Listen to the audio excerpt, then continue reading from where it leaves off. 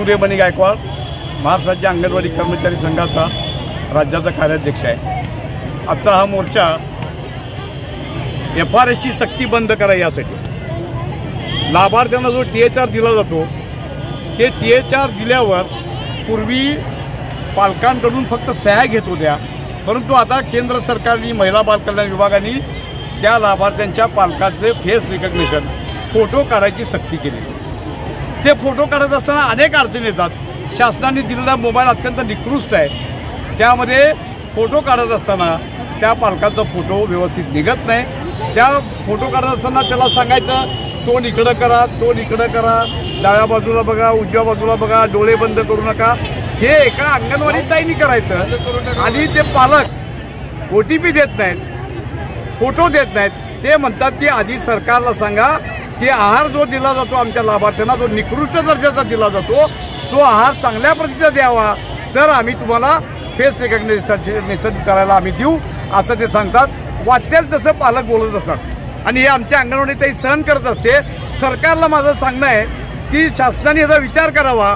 लाख रुपये पगार घेणाऱ्या लोकांना फेस रिकग्निशन नाही, आहार वाटप करणाऱ्यांना, पण 1300 रुपये मानधन घेणाऱ्या अंगणवाडी ताईंना सकाळी 7 वाजल्यापासून 13,000 रुपये मानधन घेणाऱ्या अंगणवाडी ताईंना सकाळी 7 पासून संध्याकाळी 7 पर्यंत हे काम करावं लागतं। पालक हे वेळेवर भेटत नाहीत, भेटले तर ते फोटो देत नाहीत, त्यांचे KYC केलेली नसती, आधार नंबर त्याला मॅच होत नाहीत, अशा असंख्य अडचणी त्यामध्ये आहेत। त्यामुळे आमची मागणी आहे केंद्र सरकारने हे FRSचं काम बंद करावं आणि अंगणवाडीचा मूळ शिक्षण जे आहे प्राथमिक शिक्षणावर त्यांनी भर द्यावा, असं माझं म्हणणं आहे। आणि मुलांचं कुपोषण दूर करण्यासाठी त्यांनी प्रयत्न करावे, अशी आमची मागणी आहे। सरकारने हे बाजूला ठेवलेलं आहे आणि त्या अंगणवाडी ताईंना नुसतं ऑनलाईन कामाची घाई घेतलेली आहे। शाळेत गेला की ऑनलाईन फोटो टाका, शाळा सुटताना ऑनलाईन फोटो टाका, ही सक्ती, ही दादागिरी बंद चालली आहे। सोलापूर जिल्ह्यामध्ये वरिष्ठ अधिकाऱ्यांची दादागिरी खूप वाढलेली आहे। सेविकांचा BP वाढतोय,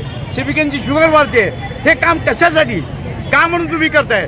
पूर्वी काम होत होतं, THR दिल्यावर पालकांची सह्या पालक देत होते, मग आताच काय हे बंद झालं पाहिजे, अशी आमची मागणी आहे। त्याचप्रमाणे अंगणवाडी कर्मचाऱ्यांचा पेन्शनचा प्रस्ताव अर्थविभागात पडू नये। माननीय अजितदादांना माझी विनंती आहे, या गरीब कष्टकरी अंगणवाडी सेविकेची पेन्शनचा लवकरात लवकर तरतूद करावी आणि त्याला मंजूर करून ती पेन्शन द्यावी। मान्य सर्वोच्च न्यायालयाने निकाल दिलाय, ग्रॅच्युटी द्या, त्यांना कायम करा। गुजरात हायकोर्टचा निकाल आहे, अंगणवाडी सेविकांना कायम करा, पुणे सरकार ऐकत नाही।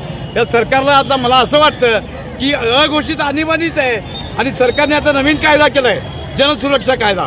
तुम्ही काय सरकारच्या विरोधात बोलायचं नाही, संप करायचे नाही, आझाद मैदानाला फक्त 5000 लोकांच्या वर जास्त लोकांना आणायचं नाही, हे काय चाललंय?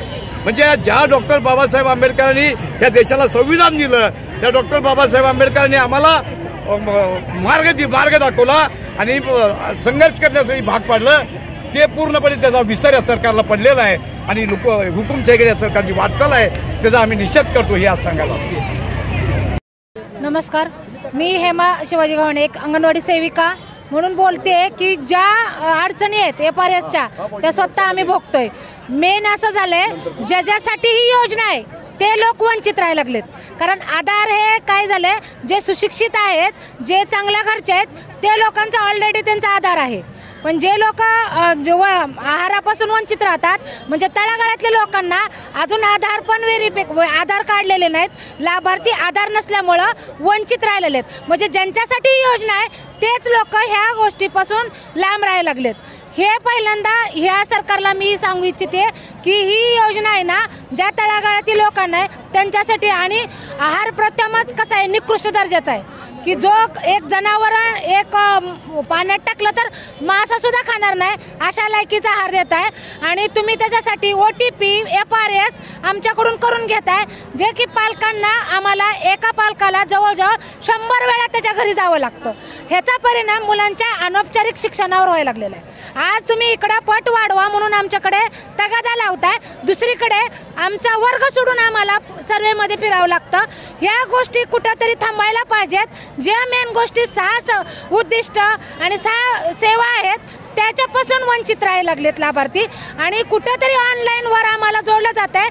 पालक पण आमच्याबरोबर म्हणतो की बाई बघल त्यावेळेस कशावर आहे, मोबाईलवर आहे, पण आम्हाला आत्ताच ह्याच वेळेस सेकंदात मिनिटात आम्हाला काम मागितलं जातं ऑनलाईन आणि ते आम्हाला करावं लागतं कारण आम्हाला दुसरं काही नाही. तुम्हाला मानसेवी आहात, तुम्हाला काढून टाकलं जाईल हीच धमकी देऊन आमच्याकडून काम करून घेतलं जातं. जसं का वेठबिगारीसारखं आम्हाला आता राबवलं जाते.